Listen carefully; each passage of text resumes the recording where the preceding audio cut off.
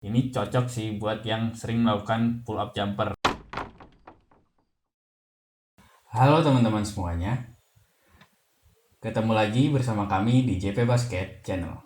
Kali ini kita bakal membahas performance review dari sepatu KD13 ini. Bakal seperti apa performance reviewnya? Tonton terus video ini sampai habis ya.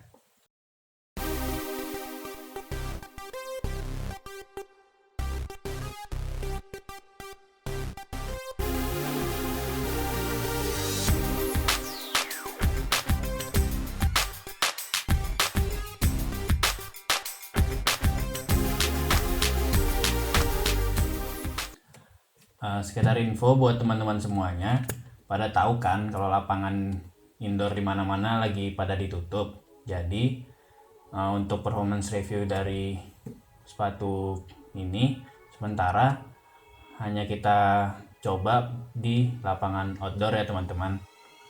Oke, tanpa basa-basi lagi, langsung aja ya. Yang pertama itu kita mulai dari segi traksi. Ternyata traksi dari KD13 ini nggak kalah sih dari KD12. Penggunaan circular pattern pada KD13 ini emang buat sepatu ini tuh gigit banget sih, walaupun penggunaannya di lapangan outdoor sekalipun. Dan penggunaan circular pattern ini juga ngebuat sepatu KD13 ini tuh nggak gampang ngangkut debu. Perfect deh pokoknya. Nggak ada tuh kita ngerasain slip sama sekali di berapa kali penggunaan kita di berapa lapangan outdoor. Yang menarik, penggunaan pola traksi garis-garis pada bagian depan ini ternyata emang ngebantu banget sih dalam hal pengereman. Mungkin sepatu ini emang didesain buat para pemain yang memiliki gaya bermain seperti Kevin Durant ya teman-teman, yang sering melakukan pull up jumper seperti itu. Sama seperti PG3 juga, traksi dari sepatu ini tuh juga ngeluarin bunyi decit. Nah ini cocok nih buat jadi salah satu pilihan buat kalian para penggemar sepatu berdecit. Oh iya, yang paling buat kita senang dari traksi sepatu ini tuh penggunaan solid rubber outsole-nya ternyata emang ngebuat sepatu ini tuh tahan buat dipakai di lapangan outdoor, dan tentunya ini menambah durabilitas nih dari outsole sepatu ini teman-teman.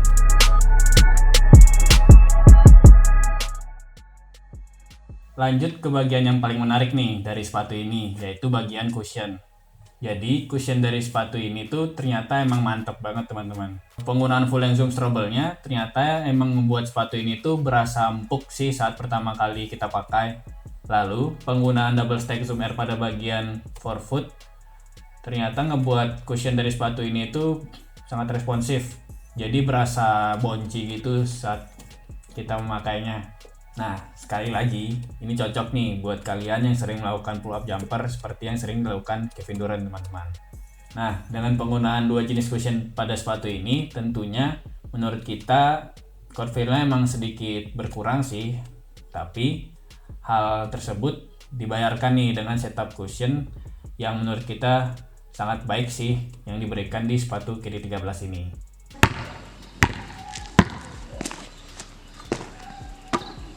Lanjut ngomongin material dari sepatu ini. Nah, kalau kita ngomongin material upper dari sepatu ini, sebenarnya menurut kita sayang banget sih penggunaan quad axle flywire pada versi sebelumnya itu nggak ada di sepatu ini. Tapi terlepas dari hal tadi itu, material upper dari sepatu ini tuh berasa nyaman banget sih di kaki, berasa ringan juga dan memiliki ventilasi yang cukup. Jadi nggak berasa panas dalam pemakaian yang lama teman-teman. Lalu penggunaan synthetic leather pada bagian samping dari sepatu ini ternyata emang bener sih nambah kuncian dari sepatu ini. Jadi berasa banget tuh dikunci di bagian sini nih.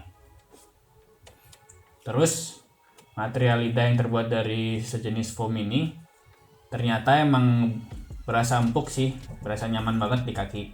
Yang terakhir, material tali dari sepatu KD13 ini gak mudah lepas teman-teman. Jadi emang mengikat dengan baik, dan ini turut menambah kuncian dari sepatu KD13 ini teman-teman.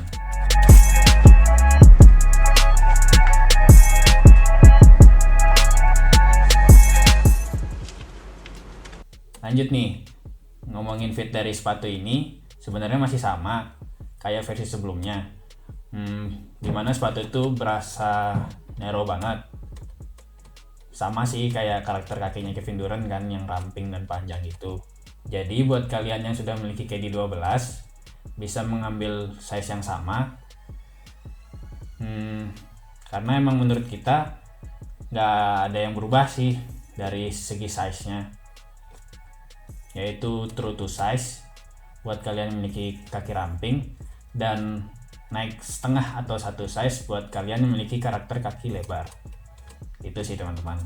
Oke, yang terakhir ngebahas support nih dari sepatu ini. Support dari sepatu ini menurut kita emang udah sangat baik sih teman-teman, dimana dengan potongan mid-cutnya yang support juga dengan busa empuk pada bagian ankle ini ngebuat kaki kita tuh berasa nyaman dan gak berasa sakit sama sekali, walaupun kita sering bermanuver gitu pada saat bermain teman-teman. Lalu adanya foam pada bagian samping sepatu ini juga menambah support dari sepatu ini. Tapi kalau kita bandingin dengan versi yang sebelumnya, ada yang hilang nih teman-teman. Yang hilang itu apa? Yaitu foam pada bagian depan dari sepatu yang berfungsi untuk menjaga gerakan lateral pada saat kita bermain teman-teman. Nah, itu di KD13 ini udah nggak ada. Tapi hal itu nggak serta-merta nih ngilangin support pada bagian depan dari sepatu ini, karena hal itu tadi diganti dengan adanya material fuse pada bagian depan sepatu ini. Nah, ini juga memberikan support yang baik untuk sepatu KD13 ini teman-teman. Nah, kalau dilihat dari segi support yang dimiliki, menurut kita sepatu KD13 ini cocok dipakai untuk segala posisi bermain teman-teman.